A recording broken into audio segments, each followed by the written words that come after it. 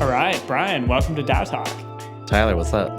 Thanks for coming in to chat with us today. Really looking forward to get to know you a little better and hear about your work, what you're working on with Serif. No, I'm excited to be here. It's Monday? Yeah, we're getting the week started off right. Right, start of NFT NYC. Yeah, it's going to be a big week. Why don't you just start by telling us a little bit more about yourself, what got you interested in working in the space, and kind of what led you to what you're working on today?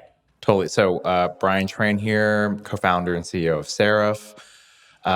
Serif is, in short, a global members club for LGBTQ leaders and creators with an NFT membership. Helps to understand my backstory a little bit. So I actually started my career designing products, interfaces, experiences for consumer tech companies like Pandora, then had a stint as a designer in residence at venture capital firm Kleiner Perkins for a couple years. Learned that, really fun place to be and around that sort of center of gravity, but I just missed building things. So I actually went back into portfolio companies we had invested in to help them launch various products. Things were getting acquired left and right. And after this acquisition from Stripe, I was like, I've always wanted to address this problem I've experienced since coming out of the closet. How do you, as an LGBTQ person, form more meaningful connections, right? And then fast forward, as I was, really diving deep into the rabbit hole, I realized the conversation specifically around NFTs was around ownership of culture, identity, and like a light bulb clicked in my head. I was like, oh, we have historically seen what happens when LGBTQ people are left out of conversations, out of innovation that, reshapes our economies. We need to do something about this and enter in Serif. I love it. I'm so grateful to have leaders like you in the space who are helping bring different communities into the space, because I think crypto and Web3 in general, it's going to have everything in it, right? It's kind of just like this canvas for people to build whatever they want, and bringing in groups and folks from a diverse set of backgrounds, life experiences, cultures is really important to be inclusive to everyone, but also help kind of set the culture in the right place going forward. So I know I was super excited when I saw Serif launched. Would love, for you to tell me a little bit more about how it's going, kind of where are you at in the process? What kind of traction have you seen so far? Totally. So it's been exciting. So just context for everyone watching and listening. We rolled out last Wednesday officially. Nice. We started in LA, and the plan was, okay, after LA, we moved to New York, right? To kind of really go out with a bigger bang. And it's been nuts. So within the first, call it 7 days, we had over 3,000 people apply to join. So for us to mint our NFT, you have to apply for it. You can't, it's not a public mint because it's a membership card, right? And as a membership community, you have to go through this arduous application process that probably takes somewhere around 10 to 20 minutes, depending on how fast you are. We ask you everything under the sun, from your name, what you do, to your social security number. I'm just kidding, but it's a very long. As long as you're getting their social, right? That's the most important thing. It's more important than your wallet address, right? No, but we've had over 3,000 people apply, and as we were allowing people to mint, we've been doing these cohorted tests because, as you know, minting is always not an easy process, right? On the back end side, but also for the person minting. And so, in our first experiment of 400 people, 200 people were able to successfully mint. And now we're kind of working through the kinks and the bugs. But, I think it's exciting to learn that there's huge demand for our token. There are 1,234 founding membership NFTs. And so, I think just given the ongoing demand and that, we haven't really hit the ground fully running yet, it's really exciting to be at this point. Yeah, it sounds like an amazing start. Yeah. I think a lot of times folks who have been in the space for a while assume that anyone who comes in to mint or like get a token or start some Web3 experience like is somehow like an expert or a power user. And I think that's far from the case. So I love that you all are being thoughtful about like, keeping a close eye on how much success people are having minting and kind of working through that. Yeah. I'm sure your background in consumer design has like helped you, be thoughtful about that. Totally. We've definitely put a lot of thought into the user experience. As you know, like Web3 overall, I hate to use the word janky because It's definitely janky. Okay. So janky, we're on the same page. I feel like janky is almost like kind. In some cases, it's like a euphemism. It's like fucked up. Yeah, totally fucked. Right. It just, some things don't make sense. Like the whole experience of when you connect your wallet to when you mint, you're like, is this working? Yeah. And then you kind of have to like open up your extension and just kind of monitor like, well, it's processing, but the front end is not really communicating.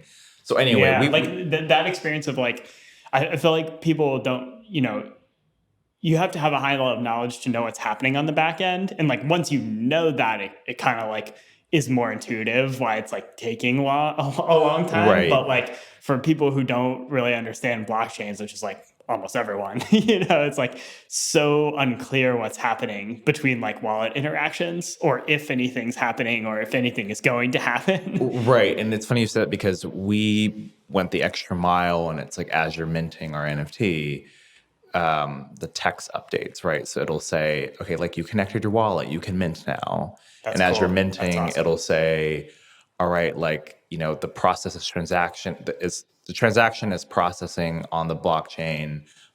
Please be patient. That's and great. then the next thing it'll say, okay, like, you've been able to successfully mint, like we're about to reveal your NFT. And then, it reveals your NFT. Really cool. It shows the transaction ID and it links straight to Etherscan. You can share directly to Twitter. You can save your GIF on our case if you'd like. Oh, cool. But, it was actually incredibly difficult to make that happen. Yeah, I bet. It was not easy. But, I think for us, we have been really successful at attracting, folks who are completely brand new to Web3, right? I think about 60% of the people who want to join Serif, they say they don't have a wallet, but they want one. That's amazing. Right. And we have, throughout our launch month for Pride, we have a lot of different IRL events that will allow our members to mint. But we also have a concierge team, very akin to Apple geniuses who will schedule appointments with our members who want to mint, and they kind of walk them through the entire process. So it's really just making sure that everyone feels comfortable and understands what's happening as they're getting onboarded. And it's really exciting to see people's interactions when they're minting for the first time, and this is like their first NFT. And I think what's really cool is that, we have a lot of conversations about the barriers to entries in the space, and it's nice to see that there is a large, growing, hungry group who is, typically not represented today that's very interested in contributing to our, ecosystem. That's amazing. Like the fact that you're helping bring kind of net new LGBTQ folks into Web3 is really powerful, but like also that you're doing it in a really thoughtful way so that people feel like, they're having success, like they're, connecting with folks that they can identify with, and also that like the technical experience they're having, like the UX is good, I feel like is really powerful. I think that's what like crypto in general needs more of is diversity, but also you're hitting on like two things, right? Like diversity, but also just like new people to the space, because I think it becomes like self-referential. That's like when it gets really bad during these bull cycles. Like it's just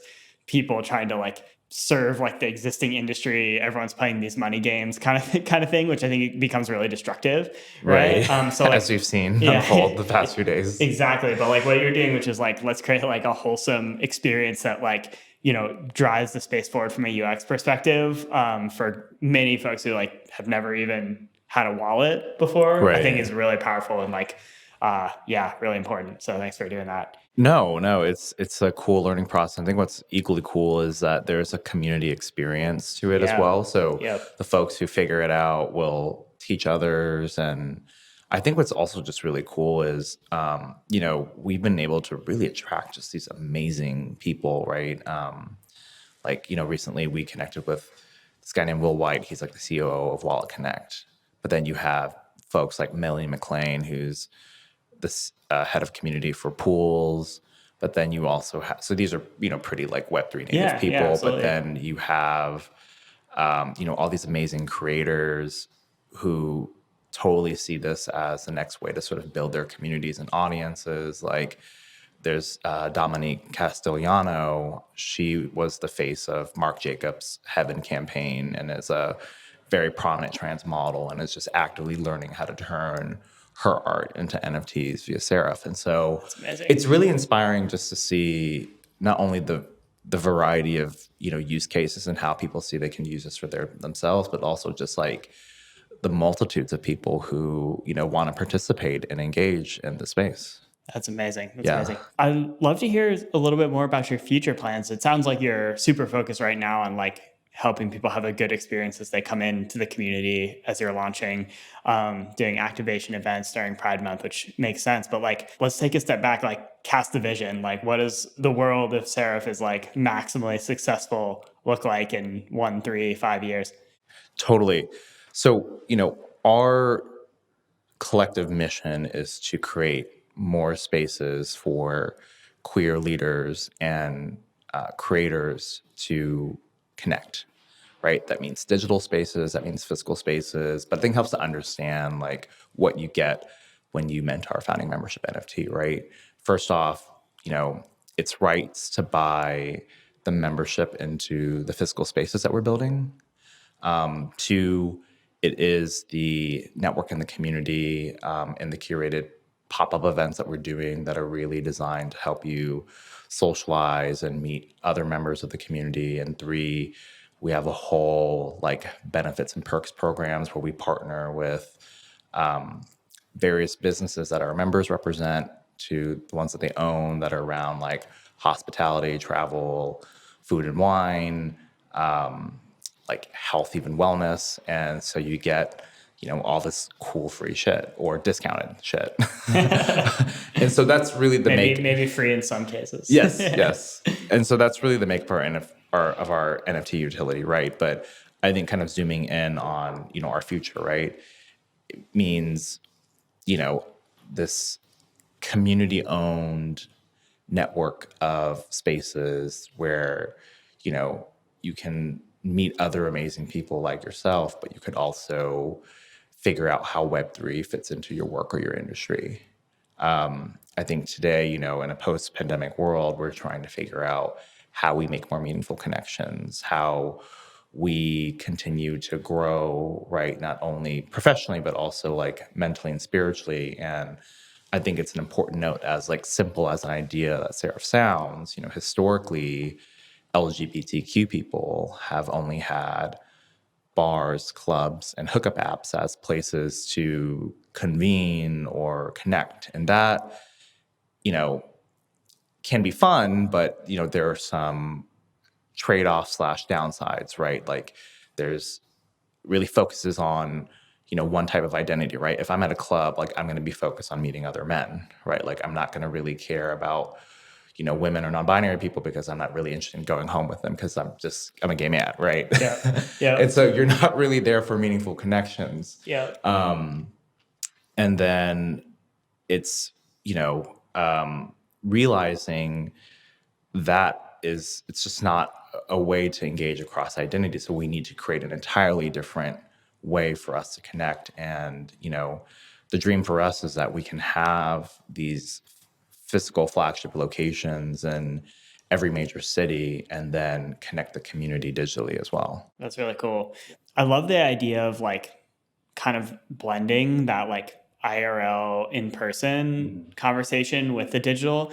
I think something that's really special about NFTs is that it, I think it just kind of like raises the level of the digital interaction a little bit. Right.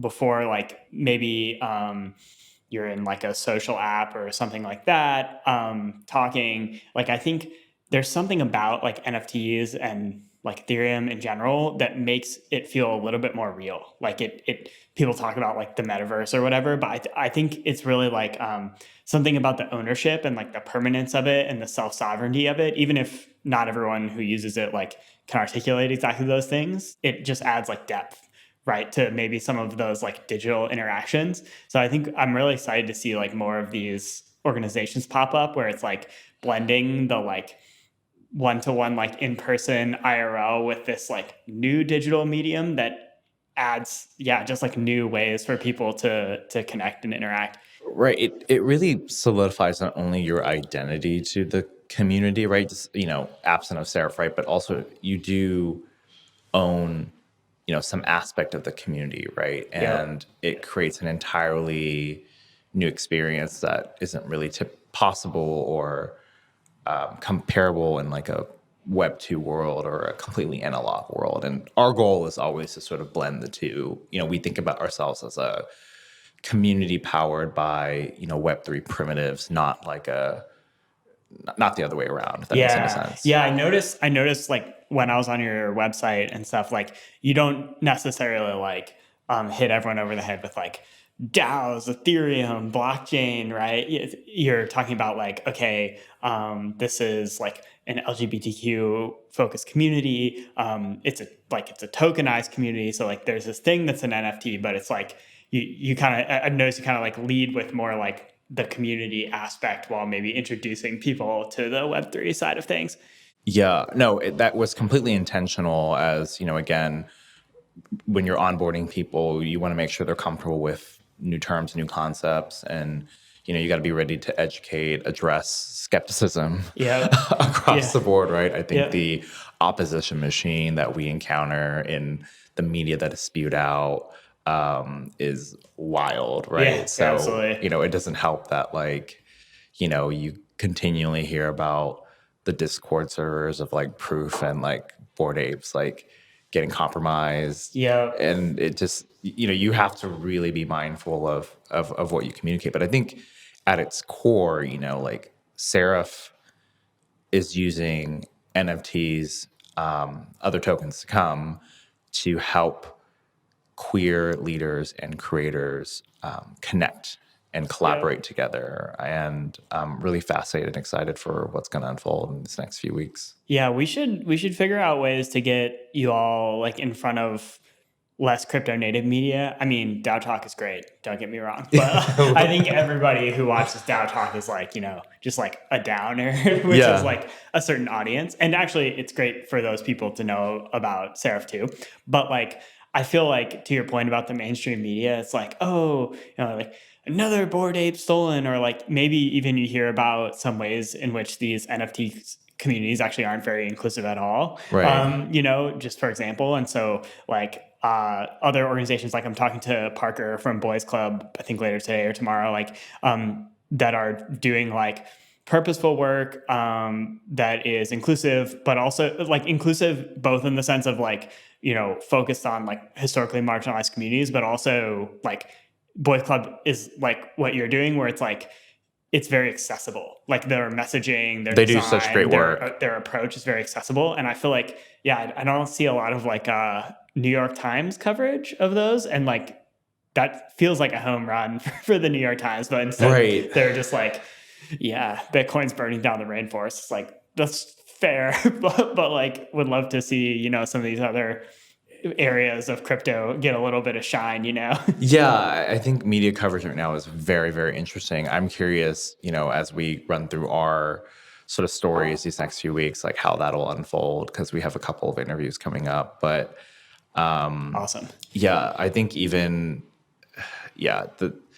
media coverage is very just interesting in general. It, depends on like who you are, what you do. Because I was hearing with some of my my friends who were Web3 founders who are particularly female, they were particularly getting targeted for like, oh, this is like, how is this not like multi-level marketing?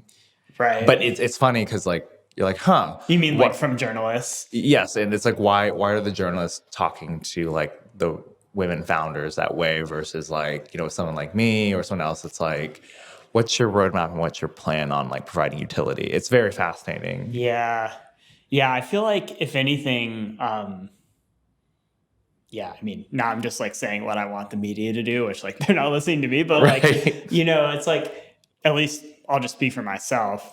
I'm very interested in like, I think this has been clear from our conversation, but like, like yourself or like Parker, it's like, how are you navigating this world? Right. Cause like there's a strong culture, like literally like crypto culture is a thing, and it's like super technical and like certainly people from all over the world and different backgrounds that have used it, but like Yeah. the dominant culture is a certain way, right? It's like hyper financialized, very male, very Right. like you know yeah, just a certain certain culture. So like what's it like navigating that world? And like yeah, I think there's like a great story to be told there. No, 100%. And I'm glad you brought up that question. I think there are three things that particularly come to mind. Number one, my co-founder and I are, we're gay, but, we're also men at the end of the day. And we've been pretty, ingrained into the tech culture and the industry. And we have these huge networks. And so we definitely benefit from that privilege, right? But, Yep. although not to say that everything has always been perfect or, rainbows and butterflies for us, right? Like we For definitely sure. have experienced those like microaggressions, but just I think inherently because of the identities we're born with, people don't look at us and be like, oh, you don't belong here, right? Yep. But to the other side, just the learning curve is so steep, and we've been really thankful for our partners and just people that have been so friendly and nice into welcoming us into Web3. So, first and foremost, the whole Seed Club team, we're part of their studio program. That was such a huge game changer in It's terms awesome. of not only helping us accelerate, but also, you know, really being able to connect with amazing founders and leaders in the space, right? I think of like Koki from Twali, who is, you know, creating a world where, you know, consultants are completely decentralized, and, she's going to kill McKinsey, right? Yeah. But I also think about Dina and her co-founder from Boys Club, Marty from Pool Suite, you all at Tally, Ronil Rumberg over at Audius.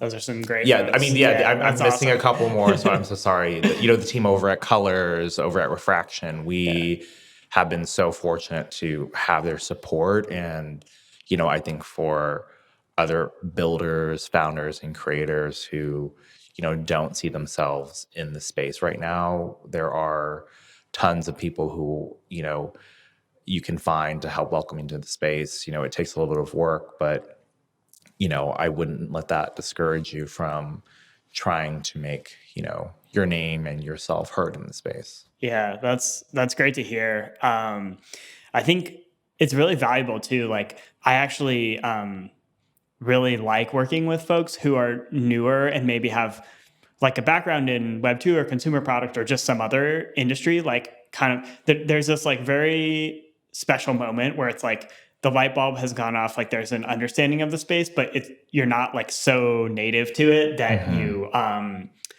you like lose the perspective. I think Right. like those people, like yourself, really like help shape and improve the space for the better. Because like once you've been in it for too long, sometimes you kind of lose like that outside perspective. 100%. So I Yeah. think the more like talented, experienced, like diverse people we can bring in from other areas who can help like kind of shape that experience, the better for the space as a whole. 100%. I couldn't agree more. Um, and yeah, I think I know you mentioned like, hey, like David and yourself, like, have certain privilege that you're born with, like as men, like, I think it's great to acknowledge that. Like, it's definitely something I acknowledge also. But I also think like, it's really important that like all different types of people are taking a leadership role in the space. Cause I think it's easy for like diversity to be like painted as one thing or the other, right? It's Right. like we need more women or we need more LGBTQ plus. But the reality is like the world is like filled with every type of person with every possible, Right. background, preference, like whatever. And so I think, obviously, it's good to like recognize our privileges, but I also think like, no one should be like ashamed of the work that they're doing. Not saying you are, but like we need leaders from every community, right, to step up, which includes allies as well, Right. to kind of create like the environment, like a welcoming environment and space. Right. And I think what we have seen, Dave and I, from personal experience, is like there are a lot of allies in this space taking a lot of initiative, right? And like for instance, like you and Dennis and you all specifically asked like not only how you can help, but you listed all the things that you were able to do, and I think that just takes the burden off of us to constantly ask for things, right? Yep. And it's it makes us feel like we're part of the ecosystem, we're part of what Web3 builders are doing, and it's just a really cool feeling. Awesome. Well, thanks for sharing all that. Like, can't wait to watch Serif grow going forward. Would love to like maybe just like transition. Like we've been hitting like crypto and Serif hard. So like maybe we can like ride out on this interview with some slightly like not as crypto focused. Sure. Topics. Yeah. Let's go for it. Or maybe like we'll just go like topical crypto first. Like Hit me. just a hot take. So two things. One. What do you like the most about crypto Web3? Like just in your experience, like what gets you the most excited about working in like the DAO crypto Web3 space? Yeah. And the second is like, what's something you could change if you could, like where you're just like, we need to make this better. Got it. Okay. What do I like? The people that I've been meeting, I know that sounds so trite or so simple, but it feels like we're all going through this new crazy thing together, where there's this new version of the internet and we're all actively trying to figure it out together. And I think when you do something that insanely difficult, that evolves at such a chaotic level, you start to really develop these special bonds with absolutely. strangers that you've never met or thought like you would rely on for key parts of your life. And so I think that's really what's most exciting. And what was the second question again? What would you change? What's something you would change about, or that you plan to change or help impact about the space? Change. Maybe it isn't your favorite thing. I mean, the first two things that come to mind is just like, God, the way we communicate with each other. Like, I wish there was something beyond like Discord and Twitter. Yeah. So here's the thing. I think Twitter's great for a lot of things. It personally gives me an anxiety attack. Yeah. Every day it's just like, the information never ends. Or at least my Instagram feed ends, right? Not to say that I'm never entertained on Twitter. It's just like a never ending feed. And so, if I had to change one thing, I wish like, but I don't have a solution. I hate complaining without a solution. But the thing I wish is just like there was a different way to organize communication that was like not reliant on Discord or Twitter. Yeah, absolutely. I do feel like it's funny to say that there's like a media gap because like we were joking before we started, everyone has a podcast. Everyone has a podcast. It's very true. Like everyone has a newsletter. Like, there's certainly not like a shortage of content in terms of the quantity. Right. But it does feel like there's an interesting gap there too, where it's like mainstream media is just not helping, generally speaking, right now in the space, like legacy media. And then there's a lot of like smaller, very crypto native publications. Like I think Bankless does a good job of like maybe being slightly broader in their approach, but still like it's super, even something like Bankless, it's like more crypto friendly, but it's still super crypto native. Like I think about your audience, right? Like where should they go for like news, culture, about crypto besides Serif, of course. Which is so we have our own, we have our own things going on. But like there should be more of that, right? Like, and there should be some kind of like more mass media that like reaches all corners of the space, even if you're not some like turbo crypto nerd. I don't know.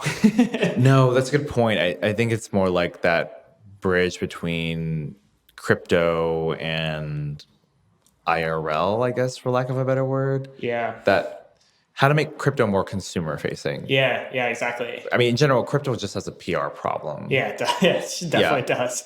Like let's, for example, let's say you're like, maybe it's someone in the Serif community who's like newer to Web3, super excited about it, right? Not an expert yet. Like if you read the New York Times coverage, like first of all, you're probably knowledgeable enough that you can spot that maybe it isn't like the world's best coverage already. Second of all, it's like super negative and discouraging. You Right. know what I mean? But then again, like if you're probably not also going to listen to like a 2-hour podcast about like Ethereum's proof of stake merge from Bankless. Like maybe you are, maybe you aren't, maybe you don't care about that, right? And so Yeah. like I don't know, I feel like there's something missing there in the middle. Like so something we consistently talk about at Serif to our members is really how Web3 in general is reshaping industries and how it affects what they do, right? From like filmmakers to sex Yeah. workers to content creators, executives, right? And it's fascinating because the way I hate this age-old question: what is an NFT? Yeah. Right? What is an NFT? And there are so many responses to that.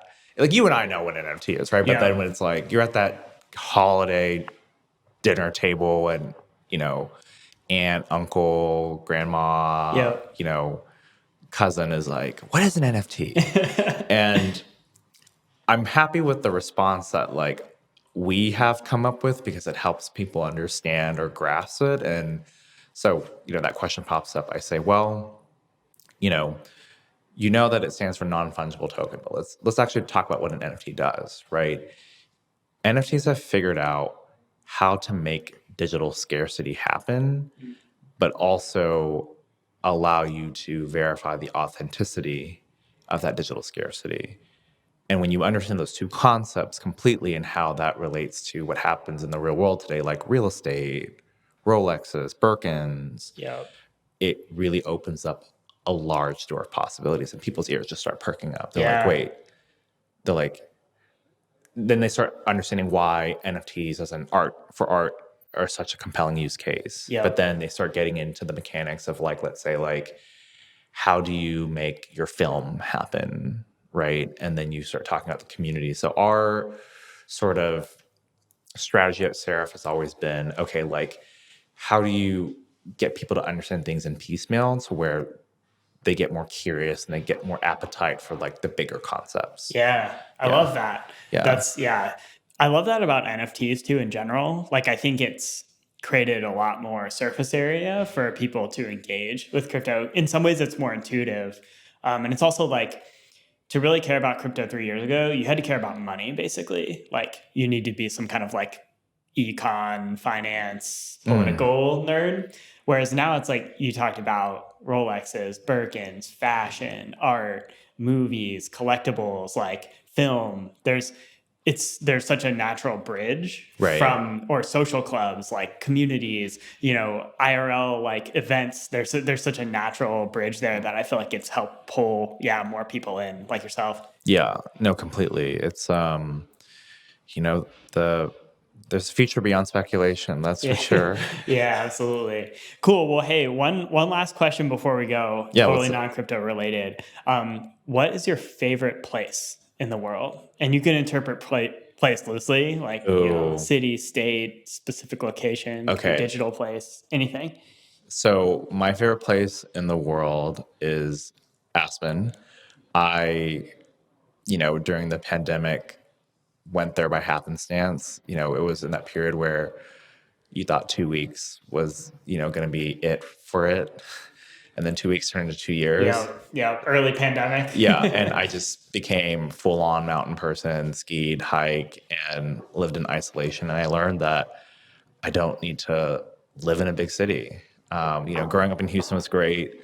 Living in San Francisco was wonderful. New York, love. But sometimes you just gotta isolate and reset in, nature. Yeah. Hell yeah, I love it. I live in the mountains full time. I live in Salt Lake City, Utah. So you're speaking my language with the I skied 90 days. Whoa, my peak, that's a lot. That's like ski bum status. Oh yeah, local status for sure. Yeah, that's legit. Like just at Aspen mostly, or did you go to different? No, Aspen. Yeah, I was on that mountain, but like skied 90 days. Cool. Yeah, you must have been ripping by the end of that. Oh yeah, no, just like doing all the tricks. Hell yeah. Grinding. Yeah, hitting the rails. Yeah. They probably thought you worked there. They were like, this guy, The Brian. Rams, like everything. Yeah. No, I mean, I'm not joking, by the way. Hell yeah, dude. Yeah. I'm gonna have to check it out. Cool, man. Well, thanks for joining DAO Talk. Really appreciate it. And I hope you have an amazing week at NFT NYC. Thank you. It's been fun. Thanks, Awesome. everyone.